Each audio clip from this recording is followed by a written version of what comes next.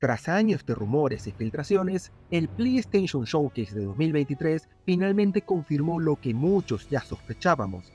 Konami traerá de vuelta a Metal Gear Solid con un remake de Snake Eater. Y aunque soy un fan de esta saga, que lleva esperando años a que anuncien algo nuevo tras The Phantom Pain, porque para mí Metal Gear Survive no existe, esta noticia no me emocionó tanto como debería, ya que el hecho por Konami ha cambiado mucho desde los días de gloria de Silent Hill, Castlevania o Metal Gear, por lo que hoy quiero compartir con ustedes los pocos hechos que sabemos de este remake y el qué pienso del regreso de las aventuras de Snake en su camino para convertirse en el Big Boss. Antes de comenzar, te invito a que me sigas en YouTube o en mis redes sociales, ya que me ayudarías a que crezca el canal y a llegar a más personas.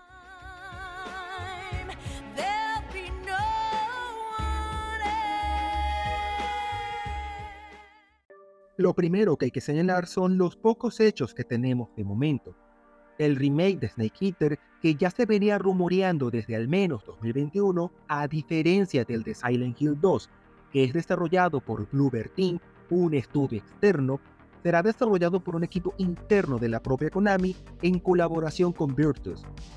Este último estudio, aunque no es muy conocido entre el público general y que fue fundado en China para luego trasladar su sede a Singapur, se dedica a colaborar con otras empresas para el desarrollo de videojuegos, ya sea como un estudio de soporte o directamente haciendo ports de juegos ya hechos a otras plataformas, siendo famosa por la enorme cantidad de juegos en los que han colaborado. Por solo mencionar algunos donde han participado, tenemos su trabajo en Horizon Zero Dawn y Forbidden West, el remaster de Final Fantasy XII de Zodiac Age o sus varios ports para Nintendo Switch, entre los que están The Outer Worlds, BioShock The Collection, Dark Souls Remaster o el más sorprendente de todos, el de Nier Automata, un juego que se consideraba casi imposible de llevar a la plataforma de Nintendo. Además, nunca está de más aclarar, Hideo Kojima, creador de Metal Gear, no tendrá ninguna clase de participación en este juego, ya que abandonó Konami, en muy malos términos de acuerdo a los rumores, en 2015 y fundó su propio estudio, Kojima Productions, donde dirigió Death Stranding. De hecho, al momento de hacer este video, no ha dado ninguna declaración sobre el anuncio de Metal Gear Solid Delta. Y aunque el remake de Snake Eater se presentó en el PlayStation Showcase, el juego no será exclusivo de PlayStation 5, sino que también saldrá en Xbox Series y en PC vía Steam. Por su parte, el ligero cambio de nombre del juego, que pasa a llamarse Metal Gear Solid Delta, no se preocupen, yo también pensé que era un triángulo, fue explicado en la cuenta oficial de Twitter de Metal Gear Solid, diciendo que Delta significa cambio o diferencia sin cambiar la estructura, por lo que podemos asumir que la filosofía del remake es traernos el mismo juego con un nuevo apartado gráfico. También se ha confirmado que los actores originales del juego regresarán a sus respectivos papeles y que el remake hará uso del audio 3D, aunque no ha quedado claro si Konami grabará de nuevo los diálogos con los actores o si solo usará las mismas grabaciones del juego original de 2004. Y aunque no se anunció oficialmente una fecha de salida, es de esperar que llegue en algún punto de 2024 o 2025.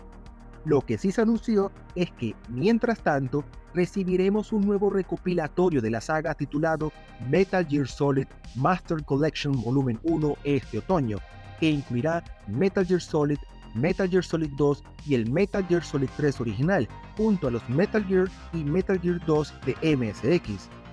Sobre este último recopilatorio, la página oficial de PlayStation Store indica que estarán disponibles las versiones regionales de este juego como descarga adicional, lo que indica que es posible que se pueda acceder a una versión del primer Metal Gear Solid con el doblaje de España que tuvo el juego original de PlayStation 1, aunque esto último no está confirmado.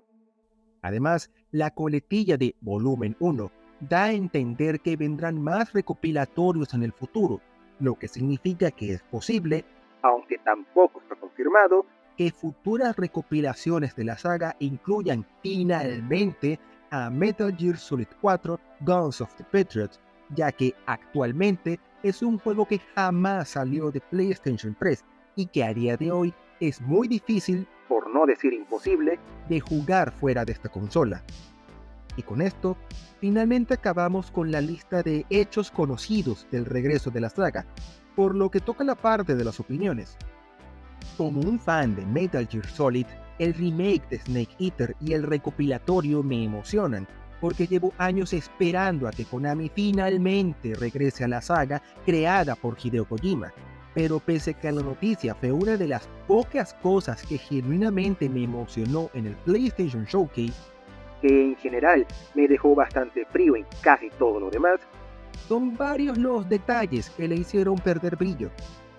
El primero, curiosamente, viene de la propia Konami,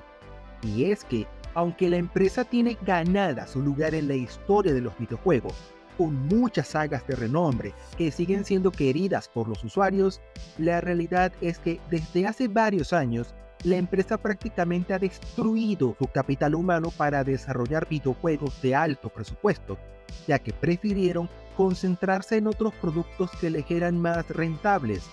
Los juegos y cartas de Yu-Gi-Oh!, juegos para smartphones, máquinas tragamonedas y pachincos, gimnasios, aunque usted no lo crea, y otros servicios.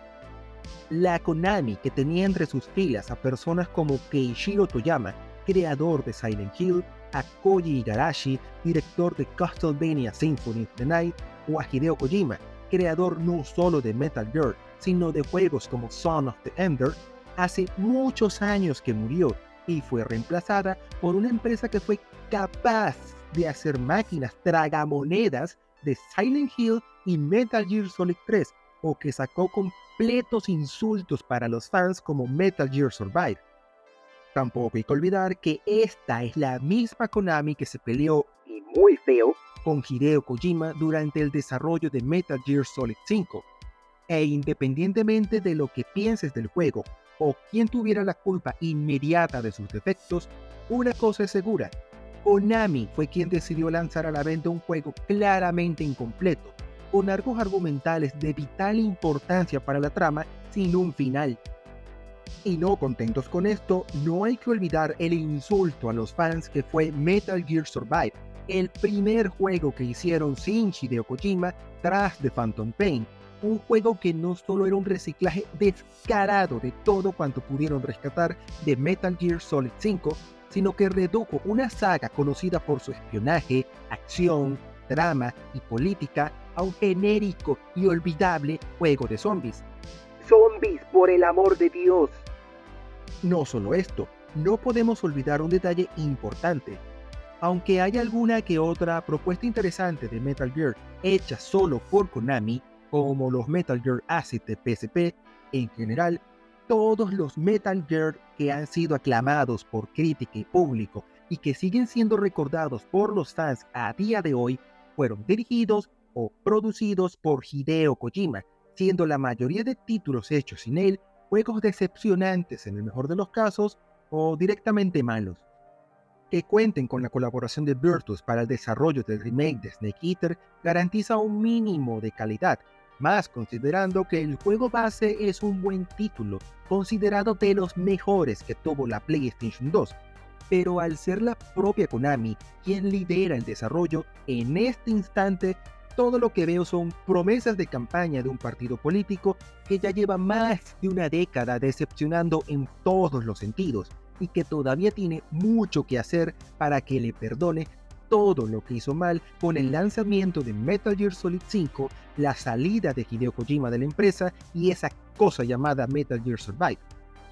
Lo siguiente que me tiene preocupado es la clase de remake que será Metal Gear Solid Delta, ya que en los últimos años, con los muchos remakes que han salido al mercado, vemos que hay tres tipos de remakes que Konami podría elegir de cara al regreso de Snake Eater.